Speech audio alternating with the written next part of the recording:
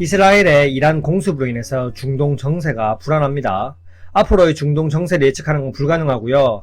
현재까지 상황을 보면 이스라엘은 전면전을 벌이기 위해서 공격 중이고 이란은 이스라엘을 향해서 복수하고 있으면서 민간인 사상자가 증가하고 있습니다. 하지만 이란은 복수를 해야 하는데 전면전을 벌이게 된다면 미국이 이스라엘을 방어하기 때문에 결국 이란 본토도 위험해집니다. 하지만 이란도 당할 수만은 없기 때문에 이스라엘에게 계속적으로 공격하고 있습니다. 다만 여기서 중요한 포인트는 이스라엘의 이란 공습에 대해서 미국이 전혀 개입을 하지 않았다는 발언을 했고 공격을 말렸지만 결국 말리지 못했다는 점, 즉 이스라엘이 미국의 통제에서 벗어났다는 걸 유추해 볼 수 있고, 일각에서는 트럼프가 이란과의 핵 협상을 앞두고 협상에서 난항을 겪고 있으니 이스라엘 보고 이란을 공격하라고 했다는 겁니다. 이란이 급해지면 협상 테이블에서 미국이 더 유리한 포지션을 취할 수 있으니까요. 결국 미국이 이스라엘이 이란을 공습하도록 종용했다? 그것도 가능성은 있지만 저는 후자보다는 전자에 더 가깝다고 보고 있습니다. 물론 후자도 어느 정도 퍼센테이지는 있을 거고요.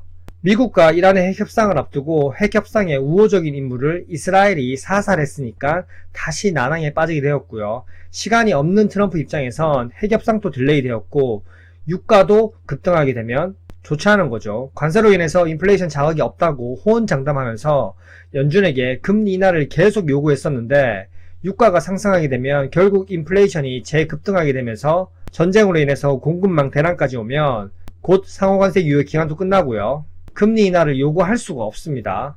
상호관세 그리고 감세안에 부채한도 협상까지 줄줄이 해결해야 하는 이슈가 많은데 유가가 다시 여기서 초급등을 한다? 그러면 진짜 트럼프의 모든 그림이 다 차질을 빚게 됩니다. 렛츠고! 유가를 보시면 4월 상호관세 발효 이후 경기 둔화 우려에 유가가 초급락을 하면서 70불 아래였습니다. 이번 전쟁으로 인해서 다시 강하게 70불을 돌파하면서 경계심을 키우고 있습니다. JP 모건은 이런 상황에서 호르무즈 해협까지 봉쇄하는 최후의 시나리오까지 간다면 유가가 130달러까지 갈 수 있다고 분석을 내놓았습니다. 물론 이렇게 유가가 초급등을 하면 인플레이션 재반등은 확실하기 때문에 트럼프 그림에 차질이 생깁니다. 정말 이거는 최악의 시나리오고요. 호르무즈 해협은 전세계 천연가스의 3분의 1 그리고 석유의 6분의 1이 지나가기 때문에 봉쇄하는 시나리오는 최종 시나리오고 만약 봉쇄한다면 이란에게 우호적인 국가들조차 등을 돌릴 수 있기 때문에 이란도 정말 쉽지 않은 선택이고 최후의 시나리오입니다. 현재 미국의 소비자 물가지수는 9%까지 상승했다가 꾸준히 하락하면서 어느덧 3% 아래에 머물고 있습니다. 국제유가가 급등하면 소비자 물가지수 3% 이상 돌파는 정해진 시나리오고요. 이제 소비자 물가지수가 진정되면서 2% 초반대인데 여기에 트럼프 관세 우려로 인해서 다시 상승할 수 있다는 불안감도 있고 유가마저 급등해버리면 상승을 막을 수가 없습니다. 소비자 물가지수가 관세 우려에도 이렇게 꾸준하게 내려온 건 유가의 급락이 큰 몫을 담당했기 때문입니다.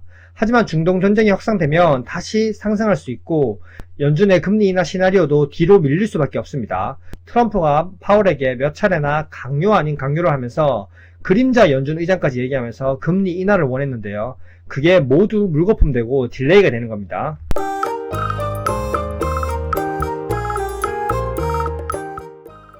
현재 패드워치 기준 보시면 금리 인하를 9월에 한번 그리고 12월에 한번 이렇게 금리 인하 베팅을 하고 있지만 전쟁 양상에 따라서 9월 금리 인하가 오히려 뒤로 밀릴 수도 있습니다. 전쟁으로 인해서 고물가 우려가 경기 둔화 우려보다 더 크게 작용하는 겁니다.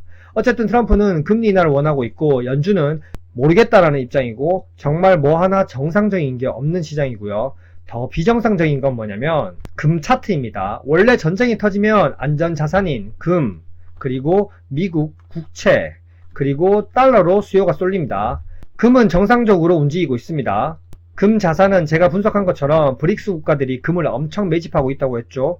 왜? 미국의 독재체제, 탈달러화를 위해서요. 그럼 미국채 2년물과 10년물을 한번 보시면 이상한 점이 보입니다. 원래 전쟁이 발발하면 안전자산인 미 국채에 수요가 쏠리면서 금리가 떨어져야 정상인데 오히려 금리가 상승했습니다. 누군가가 미 국채를 매도하고 있다는 거고요. 10년물 미 국채 금리도 역시 상호관세 발효 때 급등했던 것처럼 이번 전쟁 발발하면서 다시 또 상승하고 있습니다.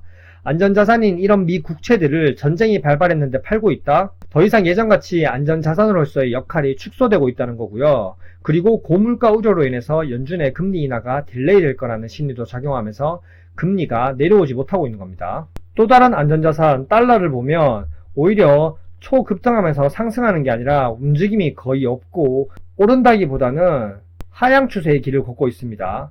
결국 유추해 볼 수 있는 건 미국 패권, 미국 우선주의가 서서히 약해지고 있다는 거고요. 세계 경찰의 역할을 하는 미국이 최근 트럼프 행보를 보면 세계 경찰 역할도 물론 하지만 세계 깡패 역할도 하고 있기 때문에 미국에 대한 신뢰도가 흔들리고 있는 게 가시화되기 시작한 겁니다. 이렇게 미국에 대한 신뢰도는 앞으로 있을 상호관세 흐름에 따라서 관세한 통과 흐름에 따라서 부채 한도 이슈에 따라서 달라질 것이고 과거에는 미국 자산이 무조건 안전자산이었지만 이제는 큰 흐름, 그 물결이 바뀌고 있다고 볼 수 있습니다. 앞으로 전쟁이 전면전으로 번질지 아니면 여기서 소강 상태로 접어들 건지 앞으로의 상황을 더 면밀히 지켜봐야 될 듯 합니다.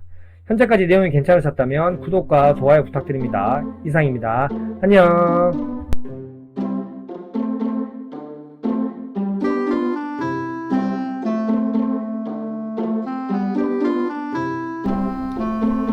Why